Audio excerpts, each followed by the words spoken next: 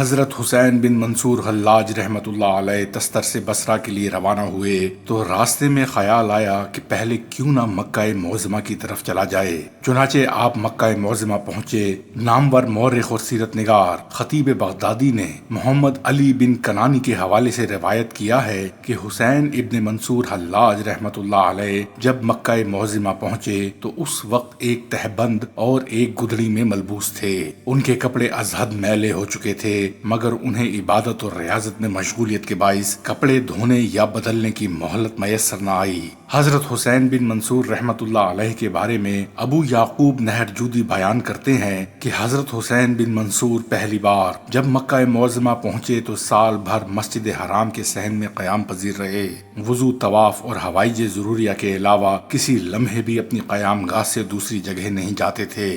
مسجد حرام کے صحن میں جس مقام کو بیٹھنے کے لیے منتخب کیا اسی جگہ عبادت اور ریاضت میں مشغول اور مستغرق رہتے۔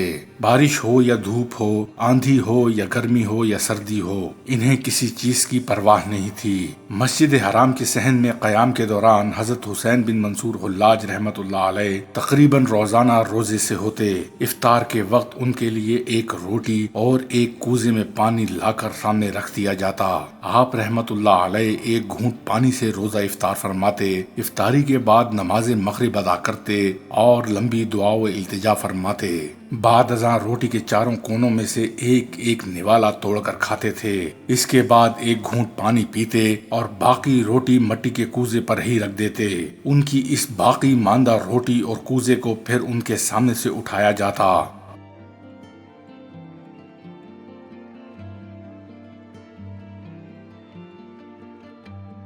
بعد ازاں حضرت حسین بن منصور حلاج مکہ معظمہ سے بصرہ پہنچے اور حضرت عمرو بن عثمان مکی رحمت اللہ علیہ کی خدمت میں حاضری دی۔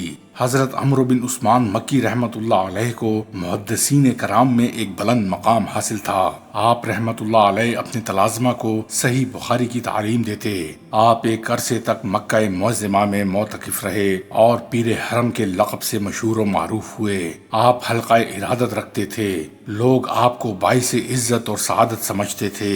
حضرت حسین بن منصور حلاج رحمت اللہ علیہ نے حضرت عمرو بن عثمان رحمت اللہ علیہ کے پاس حاضری دی تو انہوں نے آپ کو دیکھتے ہی اپنے قریب بلا کر پوچھا، نوجوان یہاں کیسے آنا ہوا؟ پہلے کہاں رہے؟ کس کی صحبت میں وقت گزارا؟ حضرت حسین بن منصور حلاج رحمت اللہ علیہ نے نیاز مندی کے لہجے میں عرض کیا، یا حضرت یہاں آپ سے نیاز مندی کا شرف حاصل کرنے کے لیے حاضر ہوا ہوں۔ اس سے پہلے اہواز کے شہر تستر میں حضرت سہل بن عبداللہ تستری رحمت اللہ علیہ کی صحبت میں 2 سال کا عرصہ گزار چکا ہوں۔ حضرت عمرو بن عثمان مکی رحمت اللہ علیہ نے حضرت حسین بن منصور سے پوچھا، وہ تو بڑے نامور اور ممتاز بزرگ ہیں، ان کی صحبت کیوں چھوڑی؟ لگتا ہے وہاں تمہیں اطمینان قلب نہیں ہوا۔ حضرت حسین بن منصور رحمت اللہ علیہ نے دستبستہ عرض کیا، یا حضرت آپ نے درست فرمایا کہ مجھے وہاں سکون قلب میسر نہیں آ سکا۔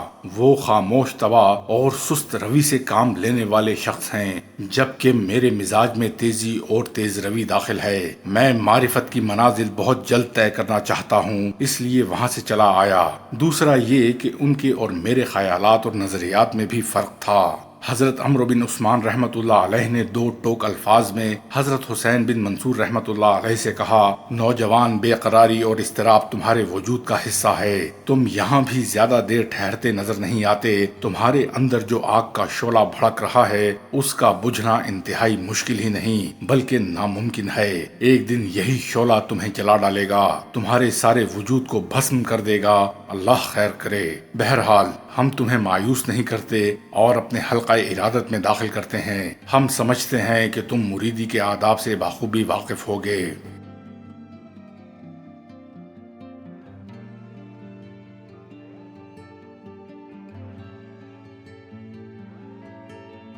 حضرت حسین بن منصور رحمت اللہ علیہ نے حضرت عمرو بن عثمان رحمت اللہ علیہ کی مریدی اختیار کرنے پر بہت خوشی کا اظہار کیا۔ آپ رحمت اللہ علیہ نے اپنے پیر و مرشد کی صحبت میں رہنا شروع کر دیا۔ اکثر مورخین کے مطابق حضرت حسین بن منصور رحمت اللہ علیہ نے حضرت سہل بن عبداللہ تستری رحمت اللہ علیہ کی صحبتوں سے فیض تو حاصل کیا تھا مگر بیعت نہیں کی تھی۔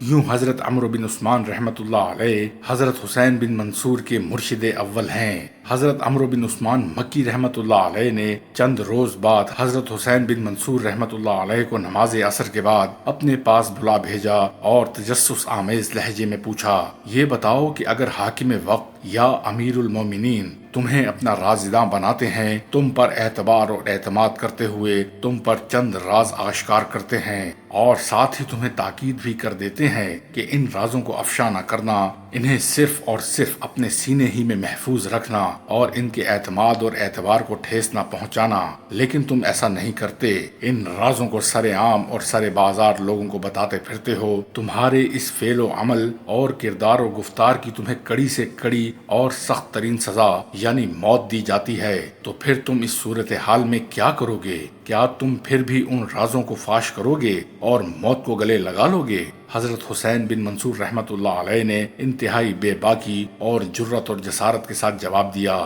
یا حضرت، وہ راز جو حاکم وقت یا امیر المومنین مجھ پر آشکار کرتے ہیں، اگر وہ اس قدر نہاں اور پنہاں رکھنے والا ہے تو وہ یہ کیوں نہیں سوچتے کہ جس راز کو وہ خود اپنے سینے میں نہیں رکھ سکتے، دوسرا اس کو اپنے سینے میں کیسے رکھے گا؟ جس راز میں مجھے وہ خود شریک کر رہے ہیں، پھر وہ مجھ سے کیسے توقع رکھ سکتے ہیں کہ میں کسی دوسرے کو اس میں شریک نہ کروں؟ جہاں تک سزا کا تعلق ہے تو میں ہمہ وقت موت کو گلے لگانے کے لیے تیار ہوں، مگر اس صورت میں مجھے یہ خیال ضرور آئے گا کہ جس بات کی سزا مجھے دی جا رہی ہے وہی بات تو خود حاکم وقت یا امیر المومنین نے کی ہے، یوں میں بے گناہی قتل کر دیا جاؤں گا۔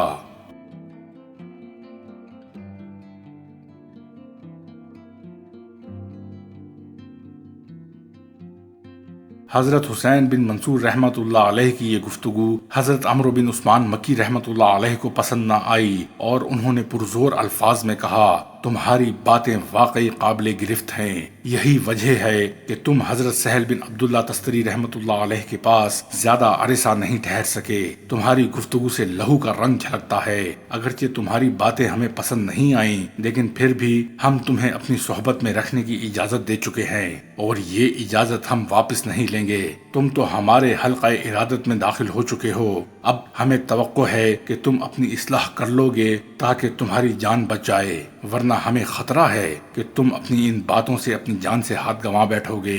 اچھا، اب جاؤ اور ہمارے مشورے پر غور کرو۔